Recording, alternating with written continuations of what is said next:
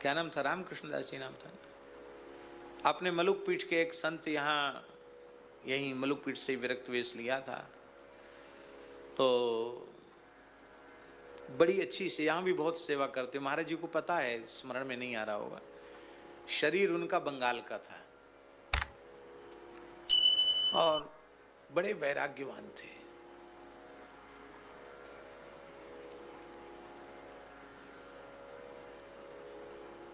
यहाँ भी सेवा खूब बढ़िया करते थे। आरंभ में जब ज्यादा कुछ मलुक में निर्माण नहीं था, एक दिन हमसे बोले कि महाराज जी एक बात कहें, उनकी कहिए। बोले हमारा कहीं मन नहीं लगता, एकदम घोर जंगल चित्रकूट में जाके भजन करने का मन करता है। आप कहते हैं जो वृंदावन है वही चित्रकूट है, श्यामा श्याम का सुख विलास वृंदावन है, श्री सीताराम जी का सुख विलास चित्रकूट है। आप कहें तो वहीं हम भजन करें। मैंने कहा हम दो काम के लिए किसी को मना नहीं करते हैं, चाहे जितना जरूरी काम रह जाए तो रह जाए। एक तो पढ़ने के लिए किसी को मना नहीं करते हैं, और एक भजन के लिए किसी को मना नहीं करते हैं, और दो को ही हम महत्व देते हैं, बाकी चीज़ों को ज़्यादा महत्व नहीं देते हैं। तो आपका मन है तो आप वहाँ रहिए, वहाँ रहे। और महाराज जी इतनी ईमानदारी से भजन किया, इतनी ईमानदारी से भजन किया कि हम आपको क्या कहें। वे भिक्षा के लिए भी नहीं जाते थे, सीधे के लिए भी नहीं जाते थे। वहीं के आसपास के संत किसी को दया आई, किसी ने कुछ दे दिया तो ले लिया, ऐसा एकदम असंग होकर अहर्निश भजन किया उन्होंने। और ये हरिद्वार कुंभ गया है और उन्हें श्री ठाकुर जी की अनुभूति भी हुई कि चित्रकूट में भगवान का अनुभव होता है। महाराज जी उन्हें अनुभूति हुई और एक महापुरुष उनके सामने प्रकट हुए, प्रत्यक्ष, कोई स्वप्न नहीं, कोई तंद्रा नहीं, एक महात्मा उनके सामने प्रकट हुए।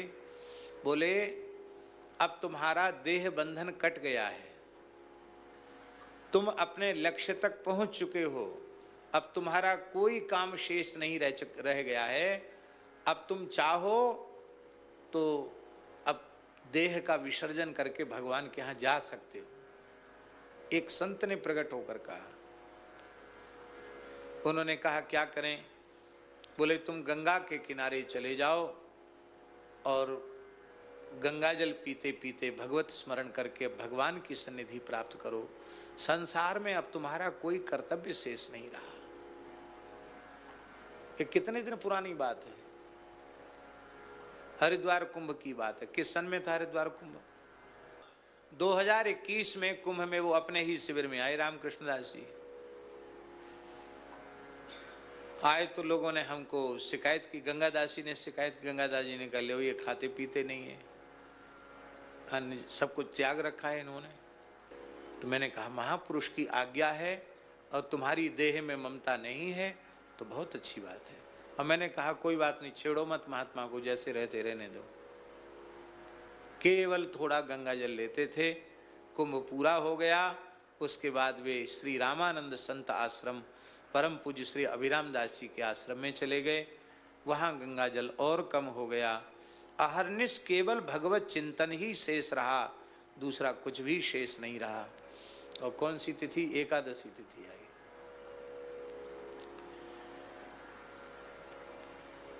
बैसाख शुक्ल या ज्येष्ठ शुक्ल एकादशी, भ्रम है, माने ध्यान नहीं है मुझे पूरा पूरा, आप लोगों में से किसी को ध्यान होगा। शायद बैशाख शुक्ल एकादशी रही होगी, महाप्रभु जी की जो जयंती वाली तिथि है। उस दिन उन्होंने बड़े मंद्र स्वर में कहा, ऐसे महाप्राण होते हैं तपस्वी के 2-3 महीने तक केवल जल पर रह गए। अब फिर उन्होंने कहा जो संत, हमने अपने एक संत भेज दिए थे कि तुम उनका थोड़ा ध्यान रखना। तो शालिग्राम जी का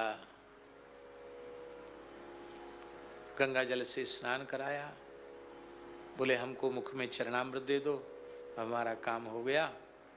अब फिर बोले कि हमारे पास गुरु जी का चरणामृत रखा है, उसको भी हमको दे दो। और जैसे मुख में दिया ध्यानस्थ मुद्रा में, इधर मंदिर में आरती हो रही, घड़ी घंट बज रहे हैं, और एकदम निर्विकार भाव से देह त्याग करके भगवान की सन्निधि प्राप्त की। और अपने शालिग्राम जी उन्होंने उस संत को दे दिए जो सेवा करते थे, अपने ठाकुर जी भी उनको दे दिए। अभी हरिद्वार कुंभ की बात है, मलुक पीठ के ही संत थे।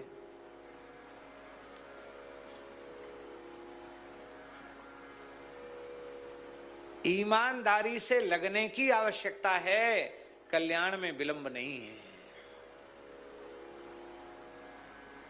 कल्याण में संदेह भी नहीं है और कल्याण में विलंब भी नहीं है। अभ्यास और वैराग्य, ये हम इसलिए उदाहरण दिया महाराज जी कि नाम का अभ्यास और तीव्र वैराग्य, उससे मन का निरोध हो गया और उनका मन भगवान को छोड़ करके अन्यत्र कहीं रह ही नहीं गया। और महान प्रेमियों की तरह, योगियों की तरह उन्होंने अपने देह का विसर्जन